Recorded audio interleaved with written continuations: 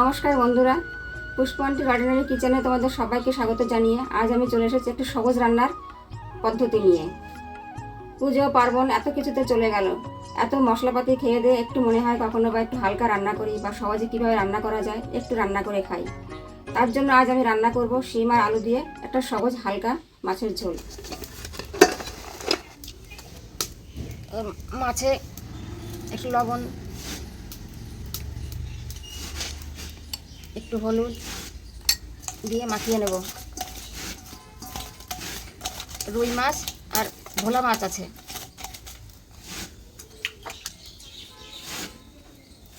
কড়াইতে এবার দিয়ে দেবো সর্ষের তেল।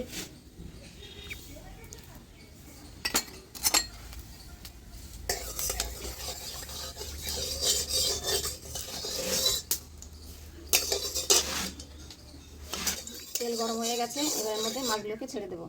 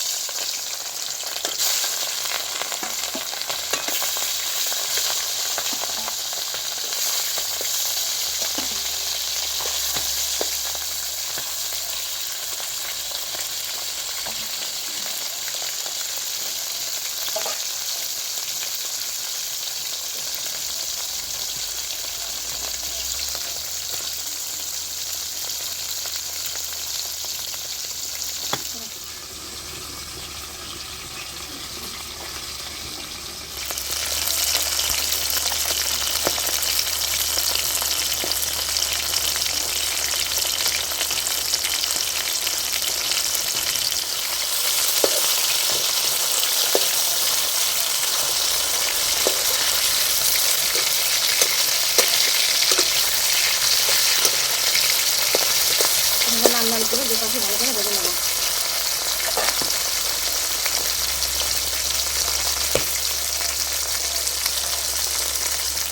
মাছগুলো ভাজা হয়ে গেছে, এবার নামিয়ে নিচ্ছি।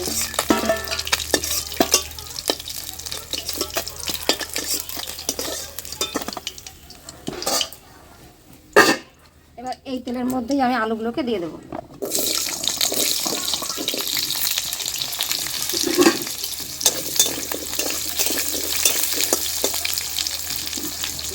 ঢাকা দিয়ে একটু ভেজে নেবো আলুগুলোকে।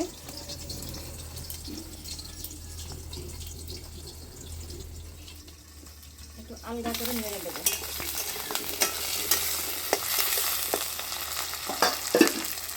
এর মধ্যে দেবো একটু হলুদ।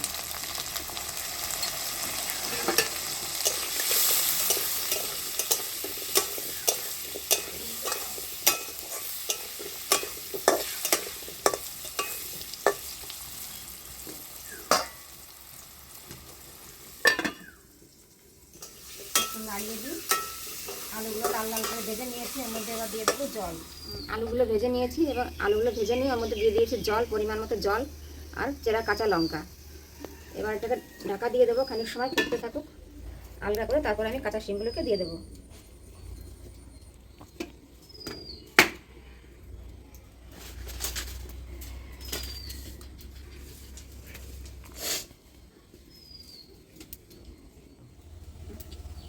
এটাকে আলগা করে দিই। হ্যাঁ, আলুগুলো অনেকটাই সেদ্ধ হয়ে গেছে। এর মধ্যে এবারে শিমগুলোকে দিয়ে দিই।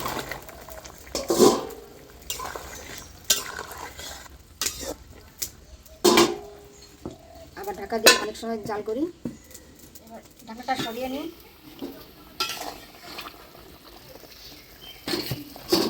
এবার এর মধ্যে আমি মাছগুলোকে দিয়ে দেবো।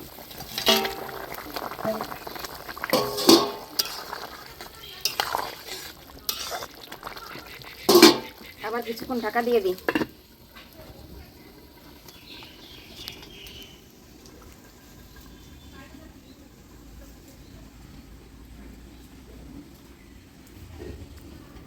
এবার ঢাকাটা সরিয়ে নিই।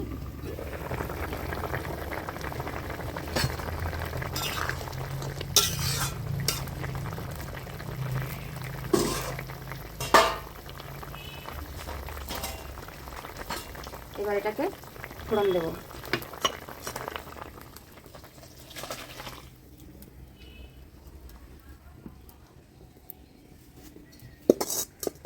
এবারে খানিকটা সরষের তেল দিয়ে দেবো।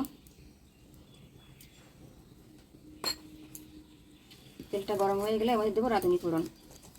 এইসব হালকা তরকারি রান্না করা যতটা সহজ, খেতেও খুব ভালো লাগে। রান্নাটা খুবই সাধারণ, কিন্তু খেতে সত্যিই অসাধারণ। রান্না করে খেয়ে দেখো বাড়িতে, যে করনি, সত্যিই ভালো লাগে খেতে। এবারের মধ্যে দিয়ে দেবো রাঁধুনি।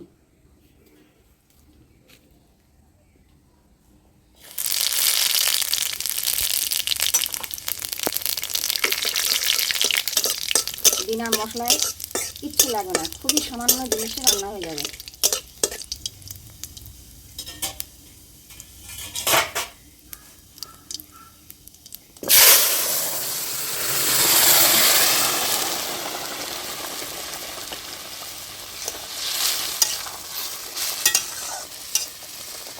এখান থেকে কয়েকটা আলু গামলায় তুলে নিই।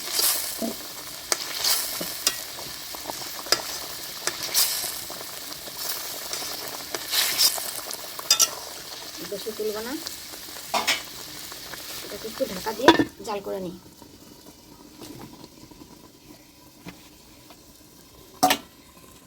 দু চারটে আলু ভেঙে দিলে ওর মধ্যে ঝোলটা একটু গাঢ় হবে এবং খেতেও ভালো লাগবে। এরকম হালকা তরকারি রান্না কেমন লাগে তোমরা খেয়ে দেখো রান্না করে। এবার রান্নাটা তোমাদের কেমন লাগলো অবশ্যই কমেন্টে আমাকে জানিও।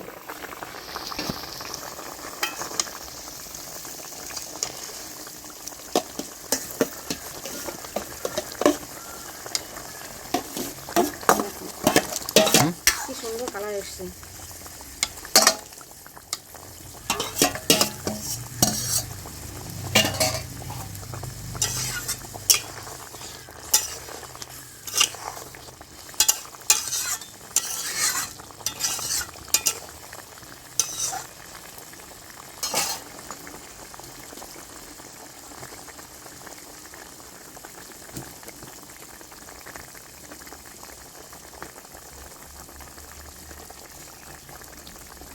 রান্নাটা তোমাদের কেমন লাগলো আমাকে জানিও। আর যদি ভালো লেগে থাকে তাহলে চ্যানেলটিকে অবশ্যই সাবস্ক্রাইব করো।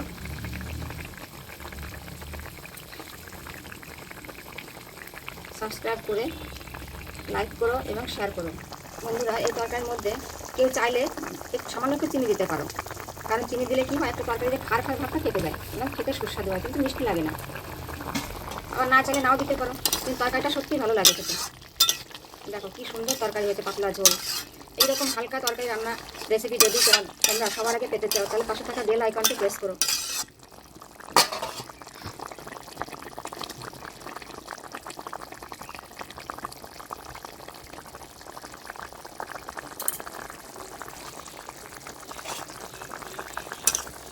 তরকারিটা হয়ে গেছে, রঙটা খুব সুন্দর হয়েছে, পাতলা ঝোল, গরম গরম ভাতে খুব ভালো লাগবে খেতে। এটাকে আমি নামিয়ে নেব।